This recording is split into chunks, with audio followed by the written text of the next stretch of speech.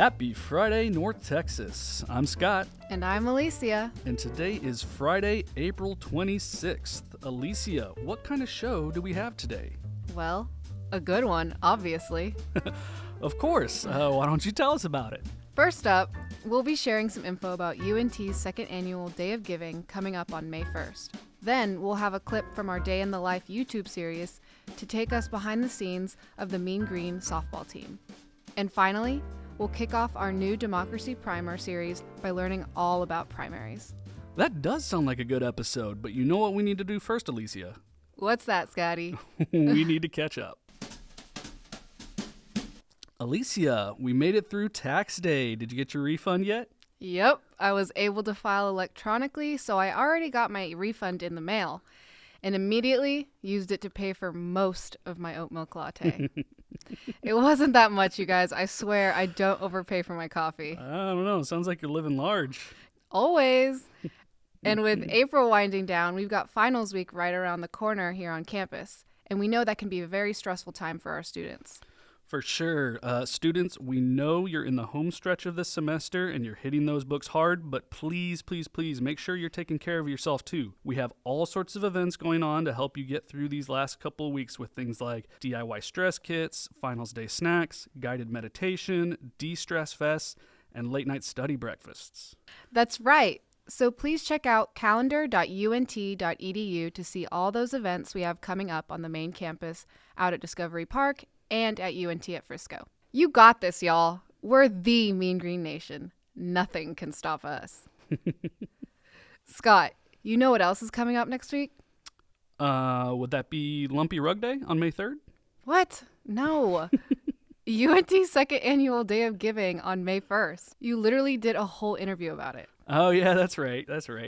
I recently had a little chat with Senior Director of Annual Giving, Nicole Sproul, about what the UNT Day of Giving is, why it was created, and how it brings our UNT community together to help students succeed. My name is Nicole Sproul. I'm the Senior Director for Annual Giving here at UNT, working for UNT Advancement. We are responsible for working with our donors and our community to fundraise to change student lives. So UNT's second annual Day of Giving is coming up on May 1st. For anybody who wasn't aware of it last year or hasn't heard about it yet, can you just kind of give a broad explainer of what it is? Yeah, absolutely. UNT Day of Giving is really a community coming together to create the culture of philanthropy at UNT. Our goal here is to give our donors, our students, our faculty, our staff, really anybody that's been impacted by the UNT community a chance to give back and pay it forward and make an impact on current student lives. And what is the money used for? Does it all go to like scholarships for tuition, or are there other like purposes that it gets used for? Scholarships is a big one, but it really can go to a number of things. Everything from scholarships to programmatic support. We have student emergency funds, food pantry, you name it. Really, if the fund exists at UNT, it's an avenue that you can utilize to give back for UNT Giving Day, and you can find all of that information on our Giving Day page. Okay, and when people donate, can they choose like specific, if they want to give to the food pantry or Of a scholarship, course. they can choose what they want to donate towards? Yes, absolutely. There is a number of pages that are set up with the fund outlined, but if you don't see the fund outlined, we do have another option, and you can write in whatever fund makes sense for you. I know I have my own personal funds that I'm specifically going to be supporting, and anyone has the opportunity to do the same. Okay, nice. And then how can people donate? You mentioned the website. What's the URL for that? Sure, it's givingday.unt.edu. And visiting that webpage is super easy. You can go onto that page and identify an area or avenue that you want to support. We have it outlined by college and unit or scholarship or programmatic support. We have special programs like our Diamond Eagles program, and you can select that and navigate to the area that makes sense for you. Okay. And then are there any other ways to donate? Like if they don't want to deal with the website, can they like call Advancement or anything like that? What's a number for them to do that? Yes, absolutely. They are welcome to give online, or they can call in the office, and the number to call if you wanted to make a gift on Giving Day that way is 940-369-8200. Of course, we will also accept donations if you wanted to bring them in, if you wanted to mail us a check. There's really no wrong way to give. We just want people to come together and make a collective impact. All right, so Giving Day is on May 1st. Is it like a specific 24-hour period? Yeah. So right now we're in our early giving stage. We have from the month of April until May 2nd at noon, technically, is our entirety of Giving Day. Our actual day of giving, the 24 hours, is May 1st at noon to May 2nd at noon. And that's kind of the big, exciting event. If you would like to give early, you're welcome to. But if not, join us on May 1st. There's a lot of really exciting and fun things to do. We have challenges. We have initiatives for our ambassadors. We're even going to host a happy hour at Eastside that people can join in on.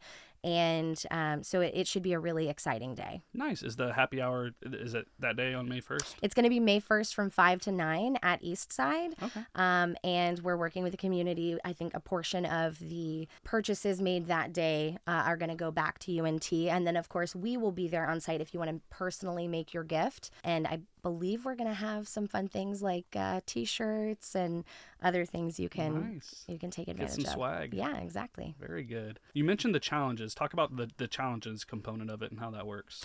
Sure. Our challenges are really set up as an incentive for donors to increase the impact of their gift.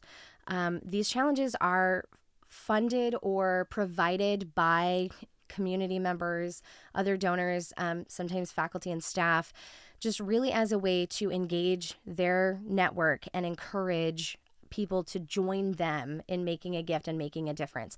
And we have challenges that range from if we get 100 student donors to the 2024 class gift campaign, there is going to be free ice cream for all of those seniors. Nice. To if you make a gift to the College of Music and we get 100 donors to the College of Music, it unlocks $100,000 in support of the college. So we have a lot of opportunities from many of our units, many of our areas of impact on campus that you can increase your impact by making a gift. Awesome. And all those are listed out on the website if people want to go see what they are and they sure see are. what one they want to contribute to. Awesome.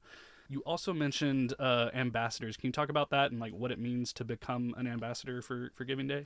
Sure. So an ambassador is really just somebody who is passionate about UNT and wants to lend their support beyond just their monetary donation and encourage others to join them. Our ambassadors are really people who are super excited about making a difference at UNT. They're people who want to share the word, who want to encourage others to give as well. And we have a really cool incentive for our ambassadors this year.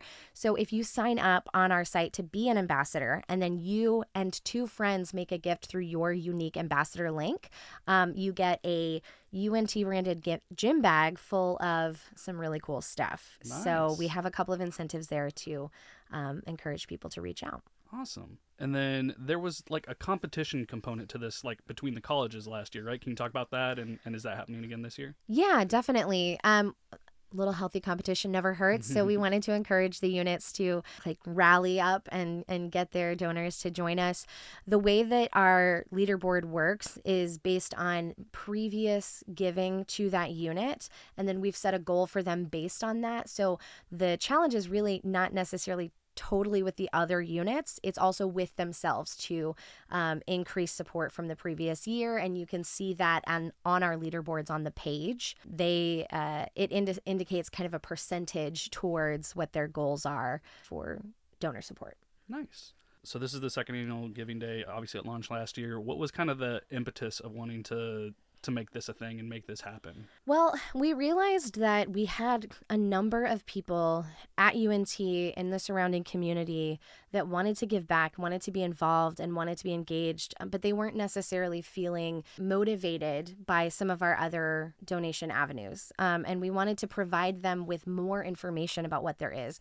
I think the challenge for a university is there's always areas that need support. There's always student lives that could be changed, but it's really hard for the community to really know what those things are. And so Giving Day is a great opportunity for us to expand knowledge about what opportunities there are here, how those lives can be changed, and how we can come together. And I think Giving Day is really a good opportunity to show any gift amount really does have the power to make grand change. Last year, we raised over $600,000, and that was from tons of donors that came together, that gave what they could, and we made a huge difference for our students and for UNT.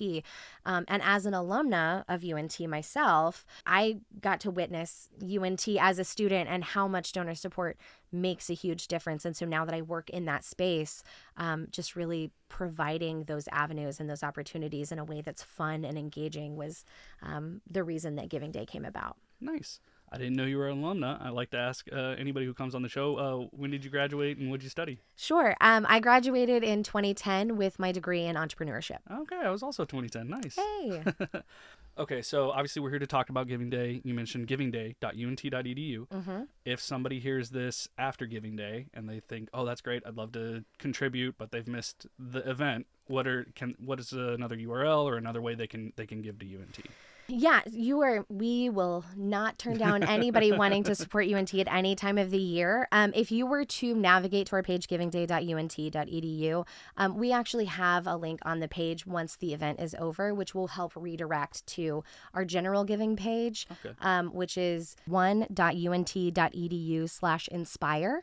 And you can make a gift at any point in the year. All of it comes together to make an impact for our students. So we encourage you to join us for Giving Day, but if you can't, feel free to join us at any other time.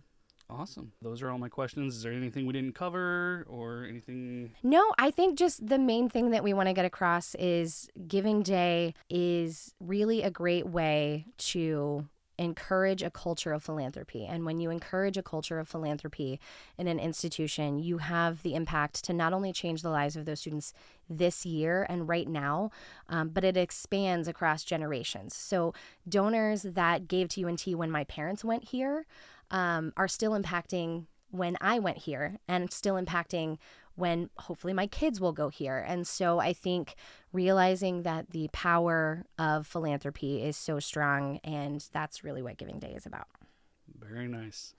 Well, definitely go to givingday.unt.edu, give what you can. And Nicole, thank you so much for coming and tell us about it. Sure thing. Scott, have you looked at this Giving Day website? There's a challenge for the food pantry where if it raises $1,000, it unlocks a $5,000 gift. And that ice cream challenge Nicole mentioned is legit. I love the leaderboards and how they've gamified this to encourage people to donate. Yeah, it's so cool. And I love how you can pick specific funds or scholarships or departments that you want to donate to. It's not all just going into a big pile where you don't know what your money's going to be used for. You can pick something that's really meaningful to you. So be sure to check the show notes and visit givingday.unt.edu so you can get in on the competition and help our students succeed. Speaking of competition, as we record, it looks like softball is leading the athletics team's leaderboard, which ties perfectly into our next segment. Over on our YouTube channel, we have a series called My Day in the Life at UNT that takes you behind the scenes of what it's like to be a student at UNT these days. You can see what it's like to be an undergraduate researcher, an orientation leader, or in this case, a member of the Mean Green softball team with junior infielder Sierra Simon. Hey guys, my name is Sierra Simon and I'm with the UNT women's softball team, and today I'm going to be taking you on the day in my life. Go Mean Green!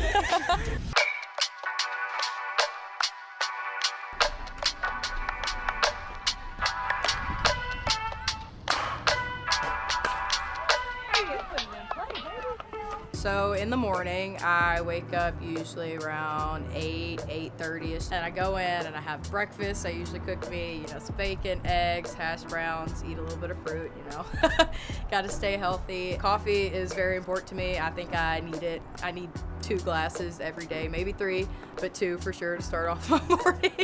My major is criminal justice. I'm also minoring in sociology and psychology while getting a certificate in trauma-informed care. I picked criminal justice mainly because it's something I grew up around. Most of my family has either been working in the prison or like state schools or anything like that, but I'm glad I chose it. All my classes are online. I found it really helpful for me as like a student athlete, not having to rush to class or hurry back from class to try to make it to practice or miss class to get to a game. It's all right in front of me on my laptop. I just open up my computer. I just work on my own at my own time, and I found that really helpful. I get to take care of my body, you know, my physical and my mental health, all while still, you know, doing my homework and class and everything like that. So I love online classes. I think that is the best fit for me.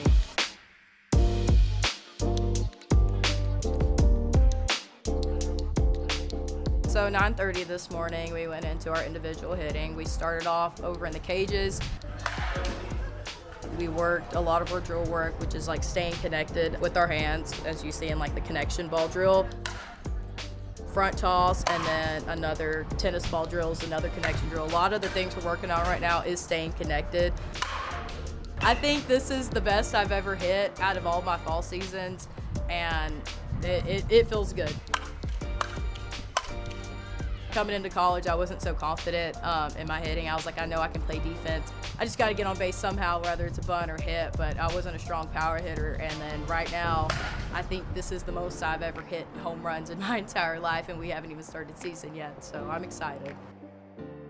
We have our softball field. I think our field is absolutely beautiful, and we're also getting some renovations on it right now, so we're completely redoing our dugouts, which I think is going to look amazing. I'm pretty sure it's going underground, so it's going to echo a little bit. You'll be able to hear us a little bit more. The weight room is huge. It's very eye-opening coming from like a smaller school and not seeing, you know, mini racks or anything like that. You have like one treadmill, you know, a squat rack, anything like that, but you go in there and there's like 20 of them, probably 30, I think. The UNT women's softball team, it's amazing. The girls we have right now, this is the closest I think we've ever been as a team. 1, 2, 3, finish strong. Hey guys, I'm here with the Molly Rainey. Hello. What position do you play? I play outfield. What year are you? I'm a 5th year senior, baby. She's a super duper senior. Who am I here with? Hi, I'm Emma. What was that? I'm Emma James. What position do you play, I Emma? play second base. Do you have any special nicknames? No. You have Pookie. Oh, yeah. After our individual hitting, I'm gonna go head home. I'm gonna probably eat some more breakfast, have some fruit, some more coffee, and then catch up on my studying. I only have 4 classes this semester, so I usually take at least like one day to like really focus in on one class and get my coursework done for that class in the day. I have about 2 to 3 hours to study before I get ready and I go to our team practice at 2:30.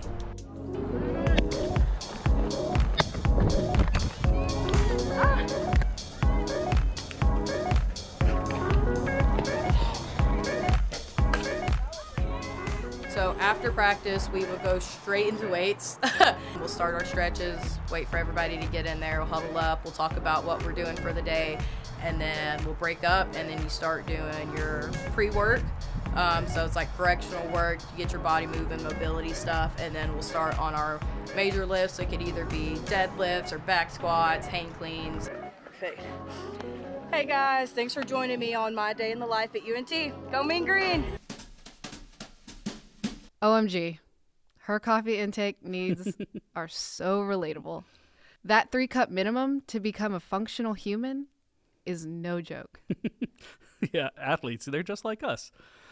Seriously, though, as someone who went through UNT as just a regular student with no extracurriculars, the time management skills of student athletes have always baffled me. Between practices, traveling, and games, I couldn't imagine how they find the time to study and do homework on top of everything else, so it's cool to see how taking online courses helps her be more flexible and take care of her academics at her own pace. And fun fact, she made the commissioner's honor roll the past 2 years. So it sounds like Sierra's kinda crushing it. Check the link in the show notes so you can see what a boss she is on top of just hearing it. And check out the rest of the My Day in the Life at UNT series on our YouTube. Scott, you're pulling double interview duty for us this week. I see you putting in that work. So why don't you tell the good people about our next segment? Yeah, this one's a bit of a passion project for me. Obviously, we're in a big election year, and I don't want to name any names or shame anybody, but some people make it well into their 30s without fully understanding things like what the Electoral College is or how it works. Some people, huh? Yeah, I said we're not naming names, Alicia. Anyway, I thought it'd be really useful for some people to learn more about how exactly our government and elections work so we can all be a little more informed ahead of the election in November. Now, I want to be super clear here. We are state employees producing a podcast for a state agency. This is not the place for us to promote our own personal political opinions. We can do that on our own time. We're not here to persuade, we're here to inform. To that end, even though we're already past the primaries, I figured it made the most sense to start there, so I spoke to political science principal lecturer Wendy Watson to learn more about the primary process in Texas for part one of our new Democracy Primer series. I wanted to ask about primaries. Obviously, these are over now for this election cycle, but what really got me thinking about these was I know it's different from state to state, but in Texas, right now, anyways, you can vote in either, but you can only vote in one. And, in a state like Texas, sometimes a lot of the races end up being unopposed in the general election. So the primary can end up being the de facto election for the position. This is kind of a dumb question because I know the answer. Why can't everybody vote in both primaries when it can become the de facto election? I know it's because like each party doesn't want people to tank their election. It's just Yeah, no, it is interesting. If you are a Democrat in Texas, you can participate in the Democratic primary, and you probably, especially if you live in a community where local elections may go Democratic, right? They may go blue. You want to mhm, participate in the Democratic election. But if you live in, for example, here in Denton, um, most of the races are going to go for the Republican in the general election.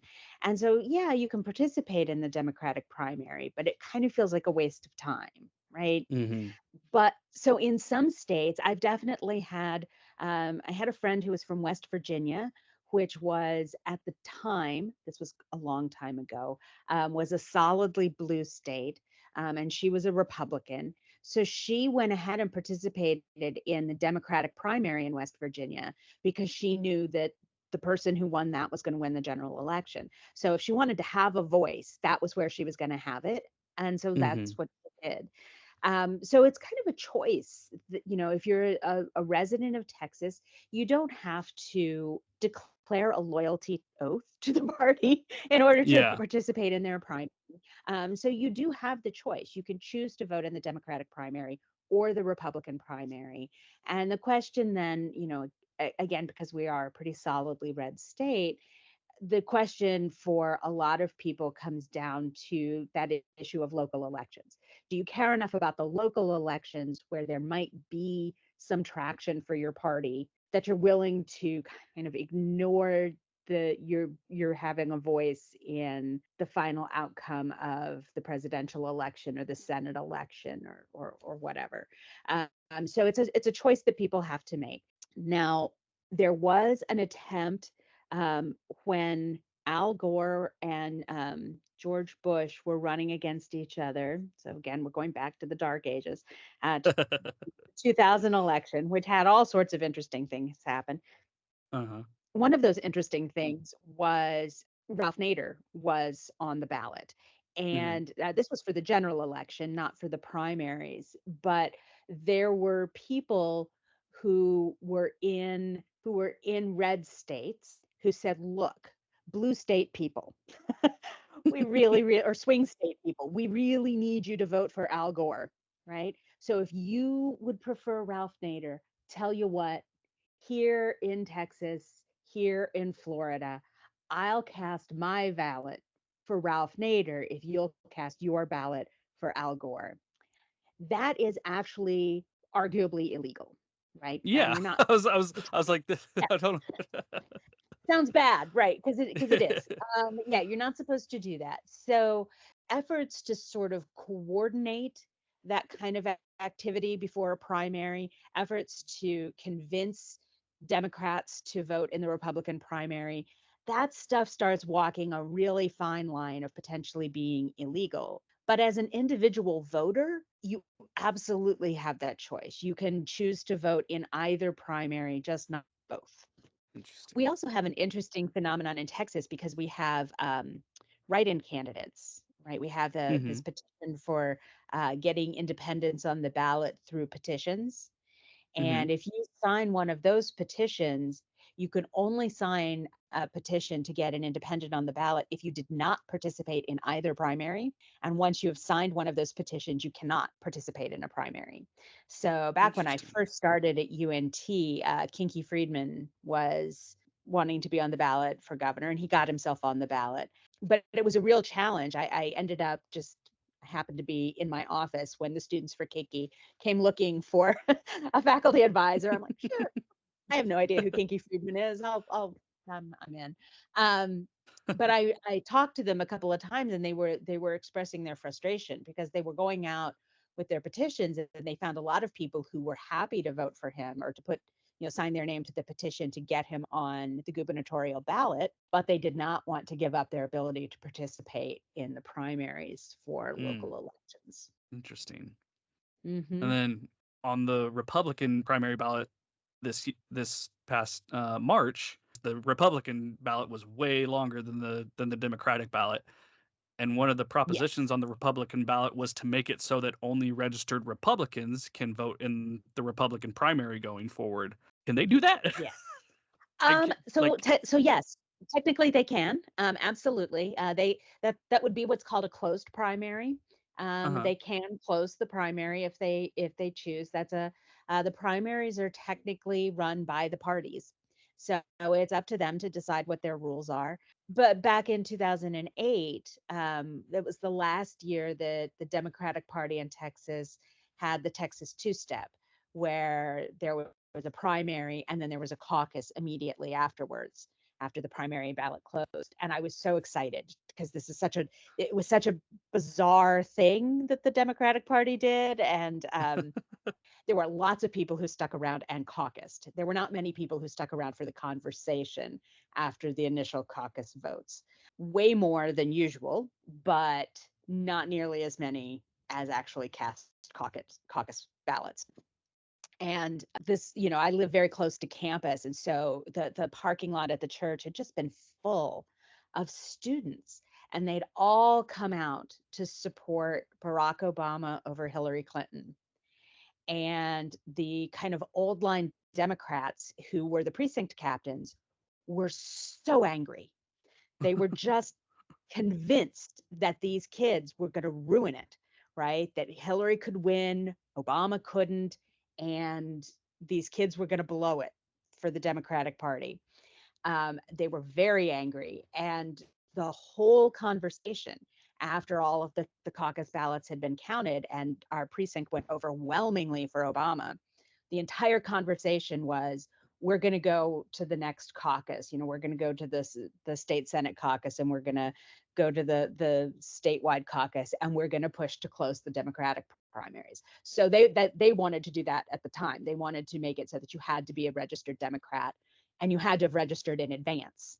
They just didn't want people deciding the day of that they were Democrats and showing up. Yeah. So I think anytime there is a lot of division within a party, somebody thinks it's a good idea to close the primaries. Yeah. Somebody wants to preserve what they think is the right outcome. And the best way Uh-huh. to do that is to close the primaries. Once they do that, is it like that forever, or could they put it back on to no, we want to open this back up this year? Like, how does that work? It, it can absolutely change. A lot of states had closed primaries for a long time and then opened them up. So it's definitely something where the party can go back and forth. I actually spoke up at that caucus meeting and explained to them what a terrible idea it is to close the primary because it shuts out the youth vote. And that's true Hmm. for the Democrats and the Republicans. And you want to get 18 to 25-year-olds to come out and vote for your party immediately, Yeah. because if they do Yeah. that like a couple of times, then they're voters for your party for life. So you Hmm. don't want to disenfranchise that group of people. That group of people is the group of people that are typically the target of these movements. Yeah. It's a very short-sighted plan. It's a very short-sighted strategy, I think. Interesting.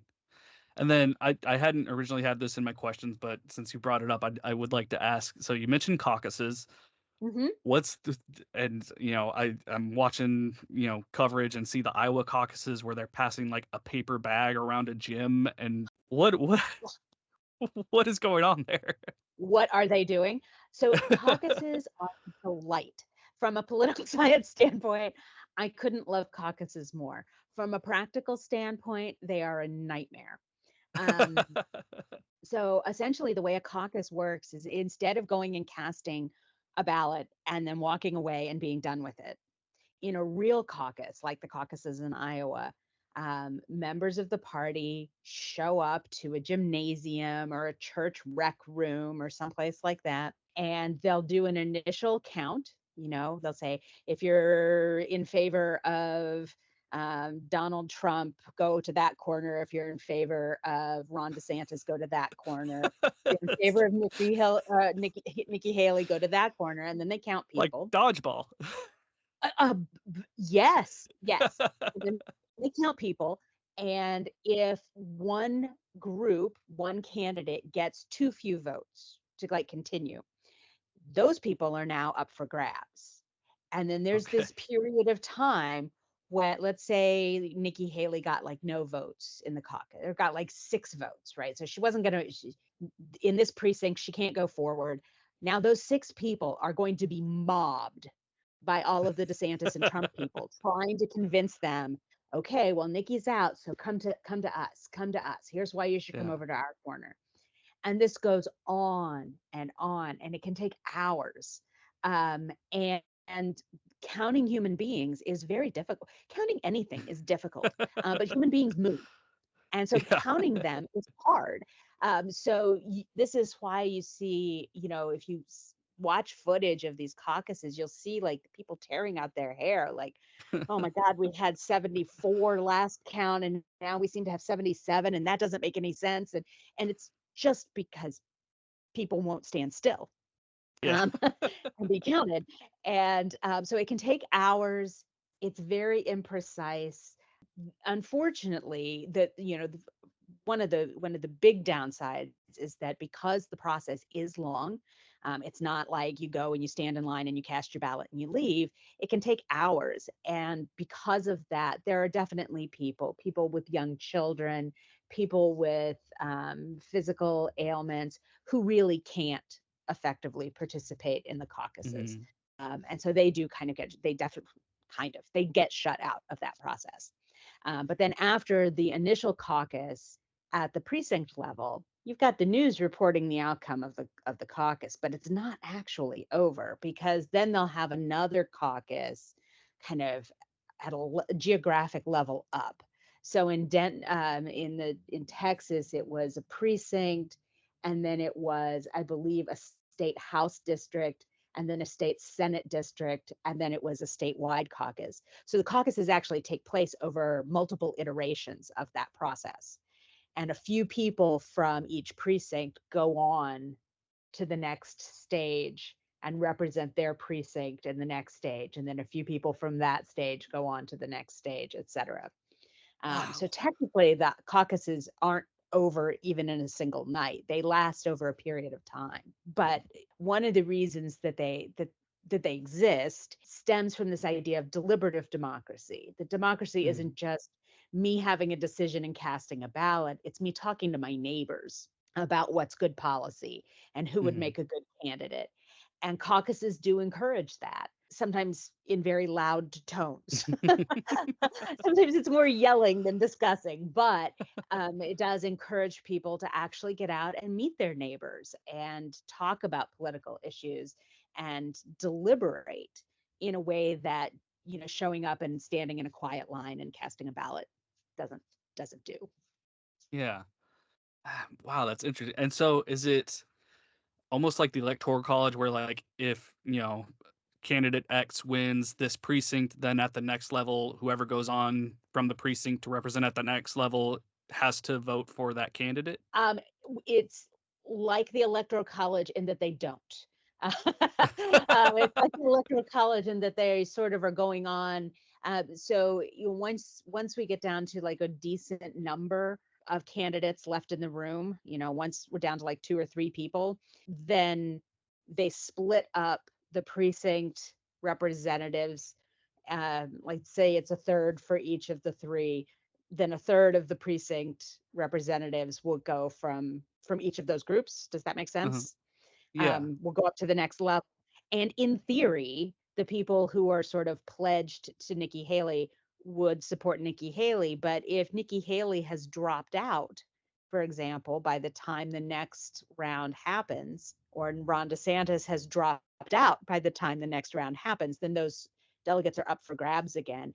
And in theory, they could just change their mind, right? They don't even have to be persuaded at a caucus event. They could just change their mind in the meantime. Wow. Yeah, Okay. it's fun. Politics is not precise. I think people have this notion that like, we end up with a vote total at the end of a night and that's it. It is just not that easy. It just isn't. Yeah. Counting is harder than it seems, and politics is a very rough and tumble enterprise. Man, who knew caucuses could be so grueling? I know, right? Seriously, though, there was so much good information in there. I wish I had known all this before the primaries last month, but definitely a good thing to know moving forward. Yeah, and that's something I'm really hoping this series can provide because, yes, it's important to know all this stuff in a big presidential election year, but elections also happen every year, not just every 4. So hopefully this can be useful information people can remember or come back and listen to every time they get to cast their vote.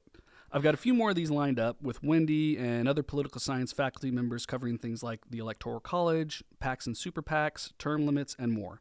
So we'll be rolling these out throughout the year, but if y'all have any other election topics you'd like a basic explainer of, let us know at podcast@unt.edu, and I'll be happy to take your questions to the experts.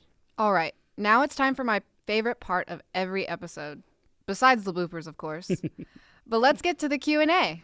For those of you who are new to the show, we recorded a bunch of these before the show launched to get to know each other a little better, and now we put them in the show so you can get to know us and we can get to know you.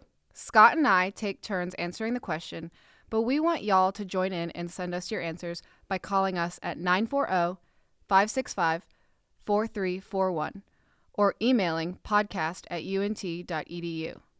So without further ado, let's get to our Q&A for today. What made you choose UNT? Honestly, the distance and my cousin. Yeah? Yeah. My cousin was a big factor in coming here because I didn't know much about like the Texas schools. I didn't want to go out of state because I didn't know much about like how that process worked. And I'm just like, I just want to get an education, honestly. And my dad had a Texas Tomorrow Fund. I don't know if you've heard of it. I think the concept I've heard of that. Yeah, the concept is like any particular year your child is born, you can start putting money into an account yearly or monthly. I don't know how it is, and it'll hit a certain amount at a certain point in their life. And when they get to college, they can go to any public Texas college, like any public institution, for the price of the year they were born.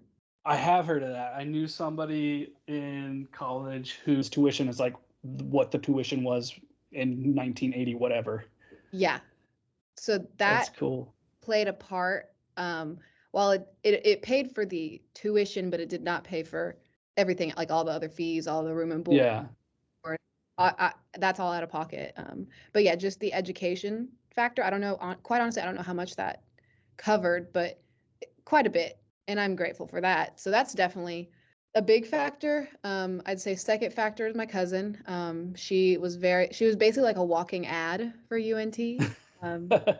She was just like, oh yeah, love it. Like it's a great school. I'm having a great time. Check it out. Like look on their website. Like see if there's anything like that you want. And it came time, and I was like, well, it's close to home. Yeah. I don't drive, so this should be fine. It's a safe distance in case something happens. My parents need to be there, or family. I have family there. It's like this is ideal, you know? Yeah. And so, yeah, that was, and then I had a hard sit down with my mom and we were like, okay, what are you doing, girl? And I was like, well, I'm going to UNT. Let's do it. So it wasn't too difficult of a choice, I'd say. It was just whether or not I got in at that point.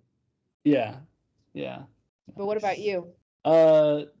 Pretty much the same thing as location, and then like family connections. My dad got his master's at UNT.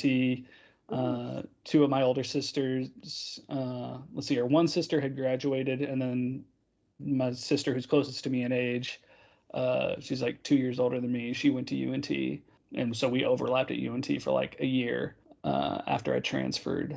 That's fun. But yeah, it was that, and then location, because I don't know if they still do this, but like they would make freshmen like live on campus for a year for a while there to like get them like, involved and acclimated to campus. I think they still But do obviously, yeah, I think they do. But I transferred in, and so I never like had to live on campus. So I was a commuter, and I grew up in the colony. But by the time I came to UNT, I lived in Little Elm, and so it was just it was a close drive. It was close to family. I stayed living at home throughout pretty much all of college until like the very end, so I didn't have to pay rent or anything. So yeah, it was mostly convenience and family went there. Yeah. Dang, that's really close. Yeah. Interesting. Good to know. So now that you know why we came to UNT, we want to hear about what brought you to UNT. So like Alicia said, email us at podcast@unt.edu or call and leave us a message at 940-565-4341. Yes, send us your stories so that we can share them with the world. Absolutely. Well, that's all we've got for this episode. We'll catch y'all in a couple weeks. Until then, we hope you have a happy Friday, North Texas. And go Mean Green.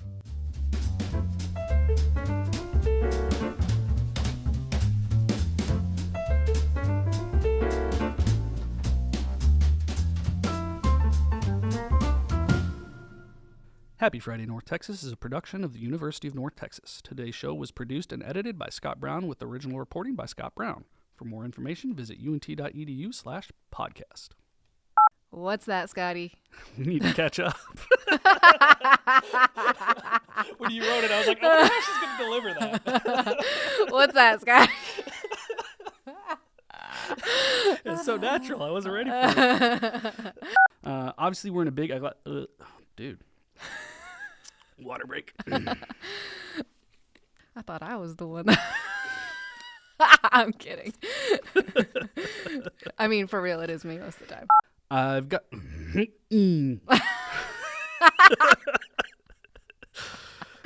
All right. Professional. Nice. One take, Zartman. Yes, send us your stories so that we can share them with the world. I want to do that again. That's good. Really? No, Done. Two good takes. I quit. All right.